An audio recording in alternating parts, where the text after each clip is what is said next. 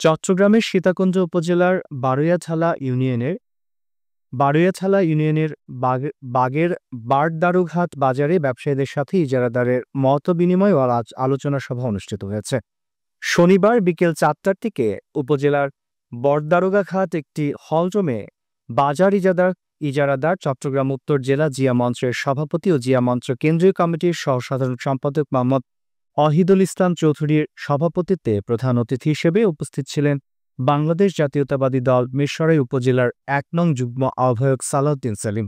এ সময় বিশেষ অতিথি হিসেবে উপস্থিত ছিলেন মোহাম্মদ হারুন, ইউপি সদস্য মোহাম্মদ জসিম, ইউপি সদস্য মোহাম্মদ সেলিম, ইউনিয়ন যুবদলের সহসভাপতি আনোয়ারুল আজিম, মোহাম্মদ ইসমাইল হোসেন, মোহাম্মদ দিদারুল আলম চৌধুরী, মোহাম্মদ আলাউদ্দিন রুবেল এবং এসকান্দার সহ বিভিন্ন ব্যবসায়িক নেতৃবৃন্দ।